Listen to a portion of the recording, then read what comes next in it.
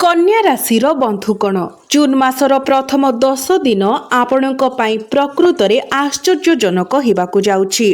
आपणकु एक भल खबर सहित एक फोन कॉल मिलिबाकु जाउछि। तीनोटी प्रमुख शुभ खबर आपणक पई अपेक्षा करिछि। बंधु माने आजिर वीडियो को हालुका भाबरे नियंतु नाही। जेतेबेले एक नूतन मास आरंभ हुए प्रथम किंबा दुईटी दिन प्रायतः संपूर्ण मास किपरि घटिबो ताहार एक स्पष्ट सूचना प्रदान करे। तेनु जदि आमे एही प्रारंभिक 10 दिन को बुद्धिमान भाबरे नेविगेट करि परिबा एवं आजिठारु सेमानंक पई प्रस्तुत हेबा तेबे समग्र मास एक सुवर्ण जुगरे परिणत हेबार संभावना रखिछि। बंधु माने जून 2026 को एपरी एक मासरे आपण परिणत करि परिबे जेउठारे आपणकर स्वप्न शेषरे सत हेबो। एपरी मास प्रायतः आसे नाही एवं जदि एहार आरंभ शुभ होइथाए तेबे एहार शेष स्वाभाविक भाबरे समान भाबरे अनुकूल हेबो। किछि व्यक्तिंक पई सेमानंक जीवन रे हठात नूतन सुजोग आसी पारे। सेमाने आर्थिक कष्टरू मुक्ति पाइबारको चाउछंती।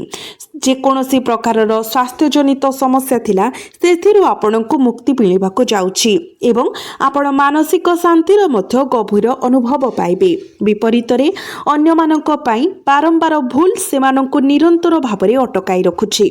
तेबे एही भूल गुड़िक कोन आजिर वीडियो रे आमे ए विषय विस्तार भाबरे आलोचना करिबा। तेबे बंधु माने 1 जून रु 10 जून पर्यंत समय आपणक पई सतरे आश्चर्यजनक हेबा पई जाउछि। दीर्घ 12 वर्ष परे देवगुरु बृहस्पति कर्कट राशि रे प्रवेश करिबा पई जाउछंती एवं कर्कट राशि रे उच्चस्थ मध्य हेबाकु जाउछंती। एक स्वर्गीय संग्रचना जहा प्रति 12 वर्ष रे थरे घटे। एहा व्यतीत आपणकर लाभ भाव झाकी एकादश भाव एठारे गुरुंकर आगमन को पूर्वरु बंद थिबा भाग्यर द्वार खोलिबा सहित तुलना करा जाय पारे। देवता मानकर गुरु देवगुरु बृहस्पति भाग्यर सूचक भाबरे विवेचना करा जाय। जणे व्यक्तिंकर प्रयास सफल हेबा पछरे कोन कारण अछि? एहा सेतेबेले घटे जेतेबेले गुरु सेमानक कुंडली रे शक्तिशाली थांती। अनेक लोक सहजरे शासन करुथिबा परि मने हुए। जो मानकर भाग्य असाधारण भाबरे शक्तिशाली एवं जो मानक उपरे दिव्य गुरु बृहस्पतिंकर कृपा रहिथाय वर्तमान कन्या राशि रे जन्म होइथिबा लोकंक पई आपणकर लाभ भाबरे गुरुंकर प्रवेश एक महान आशीर्वाद ठारू कम नुहे।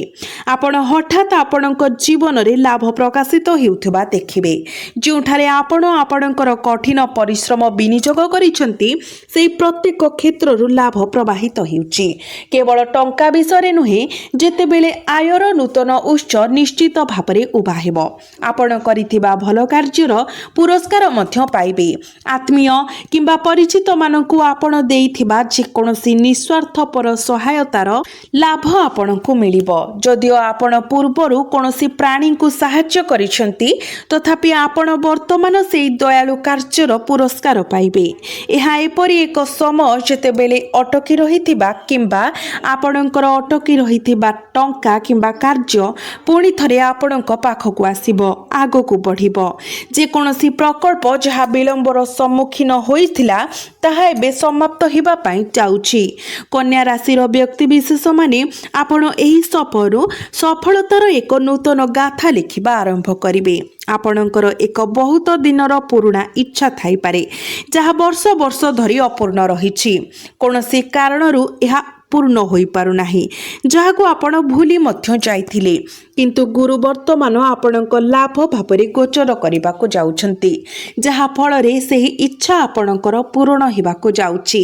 एहार संभावना अत्यंत उच्च देखा जाउछि। तथापि मने रखंतु जदिओ आपणकर लाभ भाबरे दिव्य गुरुंकर उपस्थिति दृढ़ भाबरे सुचाई दिए जे आपणक भाग्य दृढ़ हेबो एवं आपणक प्रयास सफल हेबो। आपणक शॉर्टकट नेबारु कठिन परिहार करिबाको पड़िबो। जेहेतु मोर समय अनुकूल एवं मोर भाग्य दृढ़ मु अवैध किंबा अनैतिक कार्यकलाप लिप्त रही पारे। हुए तो गुप्त उपाय शीघ्र टंका रोजगार करि पारिबे କିମ୍ବା ଅନ୍ଧ ଭାବରେ ସେୟାର ମାର୍କେଟରେ ଇନଭେଷ୍ଟ କରିପାରିବି ଏବଂ ତଥାପି ଲାଭ ପାଇଁ ଚାଲି ଯାଇପାରେ। ଏହି ଚିନ୍ତାଧାରା ମନରେ ରଖନ୍ତୁ ନାହିଁ, ଏହି ଭୁଲ କରନ୍ତୁ ନାହିଁ, କାରଣ ଗୁରୁ ହେଉଛନ୍ତି ଦେବତାମାନଙ୍କର ଗୁରୁ, ସମସ୍ତଙ୍କ ଦ୍ୱାରା ପୂଜ୍ୟ ଏବଂ ସେମାନଙ୍କ ମଧ୍ୟରେ ସର୍ବୋଚ୍ଚ ଅଧିକାରୀ। ଆପଣଙ୍କ ନିଜ ପରିବାରର ବୟସ୍କମାନେ କେବେ ଚାହିଁବେ କି ଆପଣ ଭୁଲ ଉପାୟରେ ଟଙ୍କା ରୋଜଗାର କରନ୍ତୁ? ସେମାନେ ନିଃସନ୍ଦେହରେ ଆପଣଙ୍କ ଉପରେ ଅସନ୍ତୁଷ୍ଟ ହେବେ।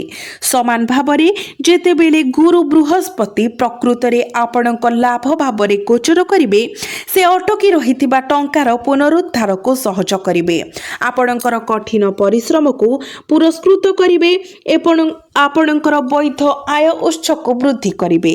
କିନ୍ତୁ ସେ ଯେକୌଣସି ସର୍ଟକଟକୁ ତୀବ୍ର ବିରୋଧ କରିବେ। କୌଣସି ପରିସ୍ଥିତିରେ ଆପଣଙ୍କ ଚିନ୍ତାଧାରାରେ ମଧ୍ୟ ସର୍ଟକଟ୍ ମାଧ୍ୟମରେ ଟଙ୍କା ରୋଜଗାର କରିବା ବିଷୟରେ ଚିନ୍ତା କରନ୍ତୁ ନାହିଁ। ଦ୍ୱିତୀୟ ଗୁରୁତ୍ୱପୂର୍ଣ୍ଣ ଘଟଣା ହେଉଛି ଜୁନ୍ ମାସର ପ୍ରାରମ୍ଭିକ ଦିନଗୁଡ଼ିକରେ କନ୍ୟା ରାଶିର ବ୍ୟକ୍ତିବିଶେଷମାନଙ୍କର ଜୀବନର ଦ୍ୱାରକୁ ଠକ୍ ଠକ୍ କରିବା ପାଇଁ ଯାଉଛି। ଏହି ଗୁରୁତ୍ୱପୂର୍ଣ୍ଣ ବିନ୍ଦୁ ପ୍ରତି ଧ୍ୟାନ ଦିଅନ୍ତୁ। କେଉଁ ଭାବଟି ଭାଗ୍ୟକୁ ନିୟନ୍ତ୍ରଣ କରେ? ନବମ ଭାବ, ସେହି ସ୍ଥାନ ଯେଉଁଠାରେ ଭାଗ୍ୟର ଅଧିପତି ବାସ କରନ୍ତି। ଏହି କ୍ଷେତ୍ରରେ ସୂର୍ଯ୍ୟ ଗ୍ରହମାନଙ୍କର ରାଜା ନବମ ଭାବରେ ବସି ଭାଗ୍ୟ ଭାବର ଅଧିପତିର କାର୍ଯ୍ୟ କରୁଛନ୍ତି। ଏହା କୌଣସି ସାମାନ୍ୟ କଥା ନୁହେଁ। କନ୍ୟା ରାଶିରେ ଜନ୍ମିତ ବ୍ୟକ୍ତିବିଶେଷମାନଙ୍କ ପାଇଁ ସୂର୍ଯ୍ୟ ଆପଣଙ୍କର ଭାଗ୍ୟର ପ୍ରଭୁ। ସରଳ ଭାଷାରେ କହିବାକୁ ଗଲେ ସେ ଆପଣଙ୍କର ଭାଗ୍ୟକୁ ଉଜ୍ଜଳ କରିବେ। ଆପଣଙ୍କର କାମ ସାମାଜିକ କ୍ଷେତ୍ରରେ ହେଉ, ସୋସିଆଲ ମିଡ଼ିଆ ପ୍ଲାଟଫର୍ମରେ, ଅନଲାଇନ୍ ଉଦ୍ୟମରେ, ଇଞ୍ଜିନିୟରିଂ କ୍ଷେତ୍ରରେ, ଆଇନଗତ ବୃତ୍ତିରେ କିମ୍ବା ନେତୃତ୍ୱ ସହିତ ଜଡ଼ିତ ଯେକୌଣସି ଭୂମିକାରେ ସୂର୍ଯ୍ୟ ଆପଣଙ୍କ ସଫଳତାର ପଥକୁ ଆଲୋକିତ କରିବାକୁ ଯାଉଛନ୍ତି। ମୋର କଥା ମନେ ରଖନ୍ତୁ। ଏହା ବ୍ୟତୀତ ଆପଣ ଆପଣଙ୍କ କାମରେ ପ୍ରତ୍ୟକ୍ଷ ଫଳାଫଳ ଭାବରେ ସମ୍ମାନ ଏବଂ ସ୍ୱୀକୃତି ପାଇବାକୁ ଯାଉଛନ୍ତି। ଆପଣ ଜୀବନରେ ଯେଉଁ ସଂଘର୍ଷ ସହି ଆସୁଛନ୍ତି ତାହା ସୂର୍ଯ୍ୟଦେବ ଏବଂ ଗୁରୁଙ୍କର ମିଳିତ ପ୍ରଭାବ ଦ୍ୱାରା ଶେଷ ହେବାକୁ ଯାଉଛି। ଏହା ବ୍ୟତୀତ ଭାଗ୍ୟର ସମର୍ଥନରେ ଆପଣଙ୍କର କଠିନ ପ୍ରୟାସ ସତ୍ତ୍ୱେ ଅସମ୍ପୂର୍ଣ୍ଣ ରହିଥିବା କାର୍ଯ୍ୟଗୁଡ଼ିକ ଏହି ଜୁନ୍ ମାସରେ ନିଶ୍ଚିତ ଭାବରେ ସଫଳ ହେବ। ତଥାପି ନବମ ଭାବରେ ସ୍ଥାନିତ ହେବା ବିଷୟରେ ଆମେ ଗୋଟିଏ ସତର୍କତା ଅବଲମ୍ବନ କରିବାକୁ ପଡ଼ିବ। ଆପଣ ଆପଣଙ୍କର ପିତାଙ୍କର ଯତ୍ନ ନେବା ଉଚିତ। ଏହାର ଅର୍ଥ ହେଉଛି ଯେ ଯଦିଓ ଆପଣଙ୍କର ପିତାଙ୍କ ସହିତ ସାମାନ୍ୟ ମତଭେଦ ସାମାନ୍ୟ କଥାକୁ ନେଇ ହୋଇପାରେ, ତଥାପି ଆପଣ ତାଙ୍କୁ ପ୍ରଦାନ କରୁଥିବା ସମ୍ମାନରେ କେବେ ବି କୌଣସି ତ୍ରୁଟି ହେବା ଉଚିତ ନୁହେଁ। ଆମେ ଏହା ଉପରେ ଗୁରୁତ୍ୱ ଦେଉଛୁ କାରଣ ସୂର୍ଯ୍ୟ, ଯିଏକି ଗ୍ରହମାନଙ୍କର ରାଜା କିମ୍ବା ଦେବତାମାନଙ୍କର ଗୁରୁ ଦେବଗୁରୁ ବୃହସ୍ପତି, ବୃଦ୍ଧ, ପରାମର୍ଶଦାତା କିମ୍ବା ପିତାମାତାଙ୍କ ପ୍ରତି ଦେଖାଯାଉଥିବା ଅସମ୍ମାନକୁ ଦୟାଳୁ ଭାବରେ ଦେଖନ୍ତି ନାହିଁ। ନବମ ଭାବରେ ଏକ ଅଗ୍ନିତତ୍ତ୍ୱର ଗ୍ରହ ଅବସ୍ଥିତ ହୋଇଥିବାରୁ ଆପଣ ଏବଂ ଆପଣଙ୍କ ପିତାଙ୍କ ମଧ୍ୟରେ କୌଣସି ଯୁକ୍ତିତର୍କ କିମ୍ବା ମତଭେଦ ସୃଷ୍ଟି ହେବାର ସମ୍ଭାବନା ଅଛି। ତଥାପି ଏପରି ପରିସ୍ଥିତିରେ ଆପଣ ଆତ୍ମନିୟନ୍ତ୍ରଣ ଏବଂ ସଚେତନ ହେବା ଉଚିତ। କୌଣସି ପରିସ୍ଥିତିରେ ଆପଣ ତାଙ୍କୁ ଦେଖାଉଥିବା ସମ୍ମାନ ବିଷୟରେ କୌଣସି ଆପୋଷ ବୁଝାମଣା କରିବା ଉଚିତ ନୁହେଁ।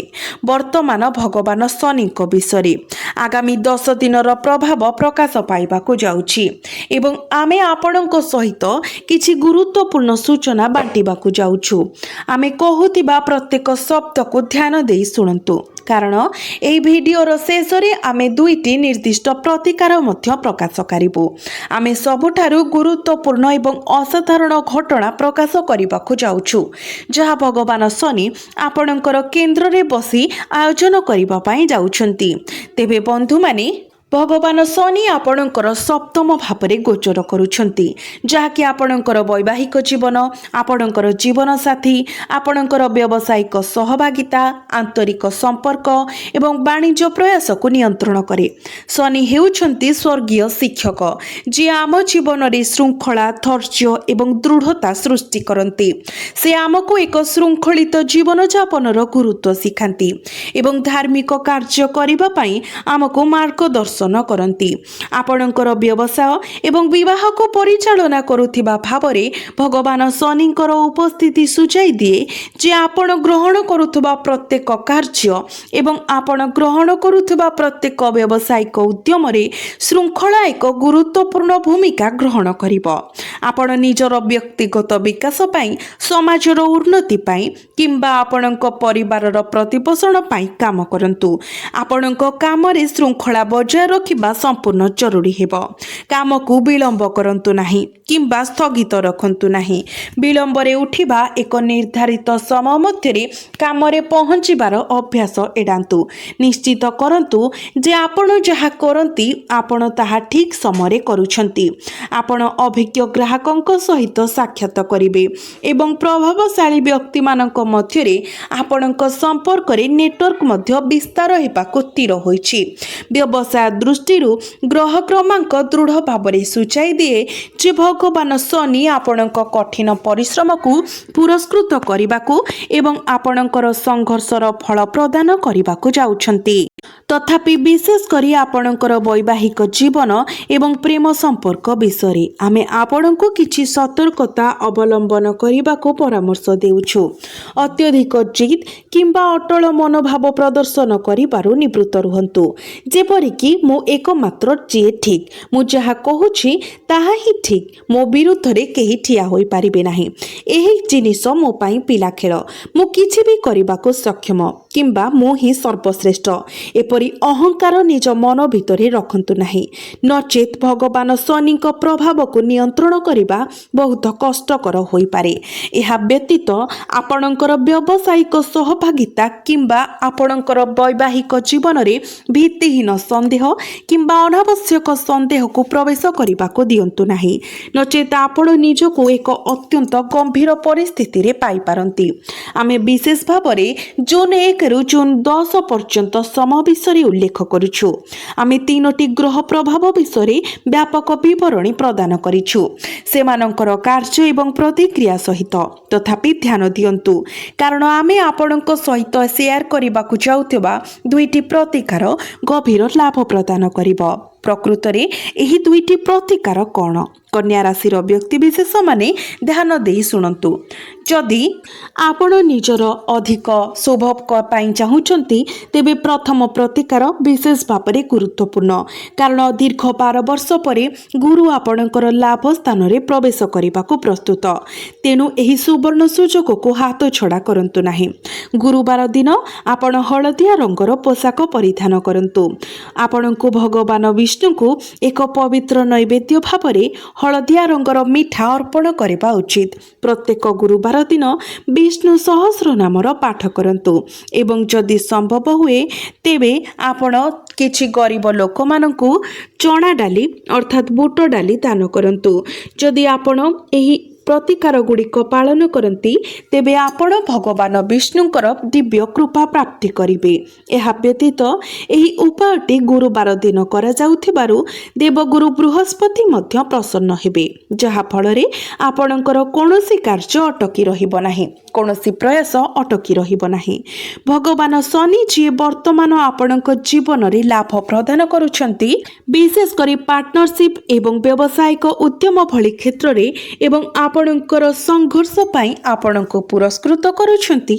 एककालीन आपणकर वैवाहिक जीवन रे जटिलता मध्य सृष्टि करूछंती। तेनु आपणको एथि पाई किछि प्रतिकार करिबाको पड़िबो। शनिवार दिन संध्या 7टारे आपण ओस्तगछ मूल रे सोरिष तेल रे पूर्ण एक दीप जलांतु एवं शनि देवंकर बीज मंत्र जप करंतु।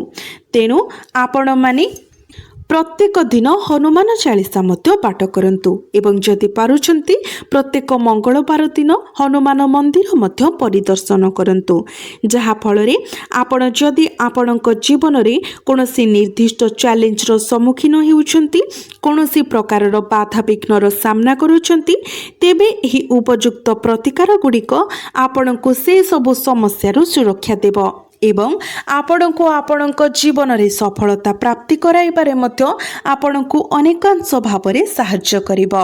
तेबे बंधु माने आपण मानकर जीवन मंगलमय हेउ एहा ही ईश्वरक निकटरे मोर प्रार्थना।